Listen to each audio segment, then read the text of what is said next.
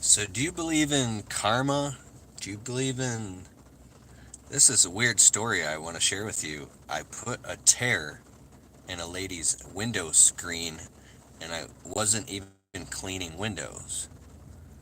And the weirdest thing is, I ended up paying penance and it came back around and it got me. And I believe that every little tiny thing that you do in life, it's going to come back to you somehow. So you should be very present and conscious about every little thing you do along the way, moment by moment, in every present moment, because it'll come back and bite you. Even the tiniest things. I know in my life, any little debt that I've ever had is coming back to bite me, and I've had to pay off that debt. Somehow or some way, even if it was 10 years later, it came back and bit me. Maybe that's my life karma. Maybe it's a belief. I don't know. But here's the story. What's up? It's Keith Kelfus with the window cleaning blueprint dog. I'll tell you the story real quick. Last summer, I was with my buddy Chris Soul from Tree Solutions. He does tree work because I do landscaping and tree work too, along with cleaning windows. But this day, he calls me up sometimes when he gets these massive jobs, trimming trees in entire complexes, like whole condo complexes, subdivisions.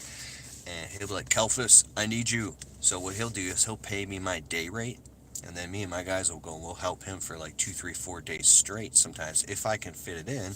I like doing it. It's fun teaming up with friends sometimes. So anyways, we're trimming all these trees, and I'm up on a customer's roof, and I'm trimming this Bradford pear tree, and it's really, really windy.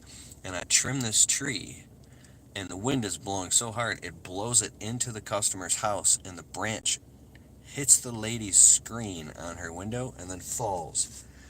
And now I'm a window cleaning guy, and I look down from the roof, and there's a tear in the screen like that from the tree. I'm like, because you know what it costs when you fix a customer's screen. It's time, right? So I'm a really pretty honest guy. Well, I'm a really honest guy. I'm a pretty honest guy. I'm an honest guy, right? Um, well, actually, I think sometimes not telling people stuff that could hurt you, that's not really lying. Quick side note. When I was a little kid, I was in a store. I was like 2, and I stole this little tiny figurine horse. I didn't even know I stole it. I was like 2. And I took it out with me, and I still had it in my hand. And my mom goes, "You stole that!" And I was like, and she made me take it back in the store and give it back, right? And then she told me this thing, like, she's like, if you're always honest, you'll always be okay. Just be honest. My mom told me that, right? And then I grew up being so incredibly honest. One time I got caught with weed when I was like 13. I'll tell you that in the next video. Okay, so I ripped the customer's screen, and I'm like, okay, I'm working with his company and his crew. It's a commercial property right now. This is an individual customer. I don't want to knock on the door and cause him any troubles. So I went up to my friend and I told him, I'm like, dude, I just ripped that customer's screen. He goes, oh, who cares? It's not a big deal. I'm like, no, you don't understand. You're a tree guy. I am a window cleaning guy, and I know that when you rip a customer's screen, people notice stuff like that, and it needs to be fixed. And I don't want to like take you out of your way, but I'll go fix it. But I don't want to step on your toes. But like, this is gonna make sense because check this out. I'm like, just trust me. If anything comes about, now I didn't directly say you must fix the screen, right? And I wasn't trying to lie about anything. It's just a screen, right? But I said if anything pops up, make sure you fix it or I'll fix it, right? I never heard anything about it ever again. A year goes by. We happen to be working in that condo complex, and some old lady comes out and wants us to trim her bushes. And all these houses like look alike. So as we're like trimming her bushes, she's a walk up, a referral.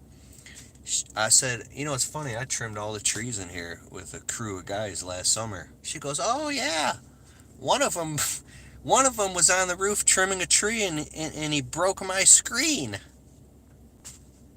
And I was like, word. And it's just a screen, man. And I looked right at her. I was like, "Oh, really? Where did the guy rip the screen at?" So weird. She goes, "Right there." I was like, "Oh yeah." She goes, "Was it you?" I was like, "Yeah, it was me. It was me. I did it. I did it." She goes, "Oh, nice to meet you." And she said that my friend had actually went and repaired the screen, but I didn't even know that my friend actually he ended up fixing it. He never even told me. What a good guy, right? What a responsible business owner my friend Chris Sobel is, right? And then so the lady wanted a deal.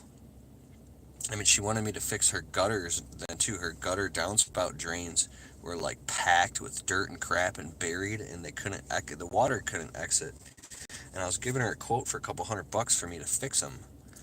And the craziest thing is, what's up, Joseph Lesko, Martin Byrne, Jeff Grimes, Grims, Rabbitman 39, Caesar Bajar, Jeff Hill, Victor Garul. I hope you're doing very well. So, like what I was talking about, like the spiritual karma thing, the lady, I'm giving her a quote for a couple $100, and I'm very conditioned to make sure I charge for every little thing I do. And I felt this feeling come upon me like I did something dishonest or something, and I was paying for it.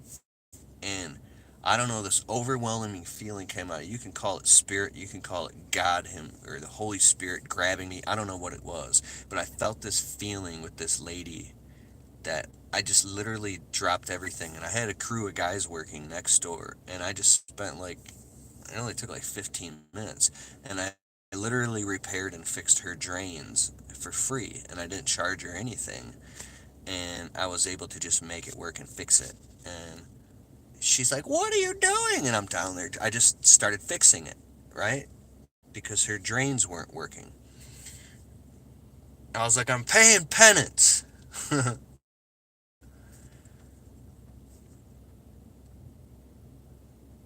And when I finished up, I almost had tears in my eyes, and I felt this euphoric feeling. And I don't know if I was creating this in my head.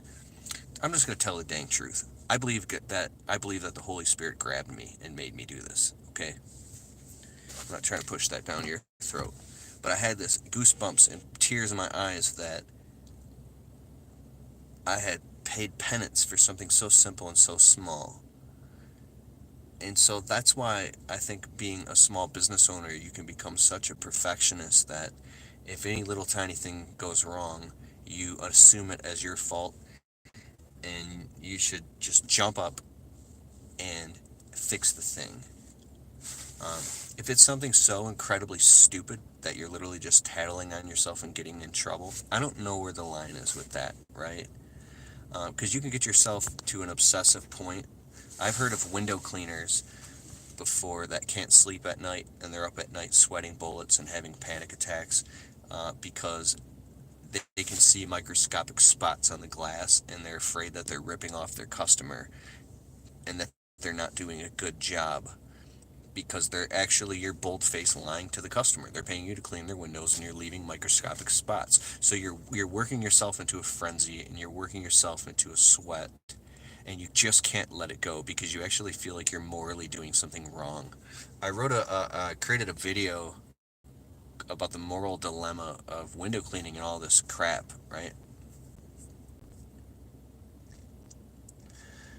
And the video got noticed by a company that's doing a video for Google right now, and they're actually using my footage in a video, and they're paying me for the video I made like 2 years ago. That's crazy. I'll tell you about it later. But I'll put a link in the description below to that video if you struggle with this stuff. Anyways, that's the end of my story.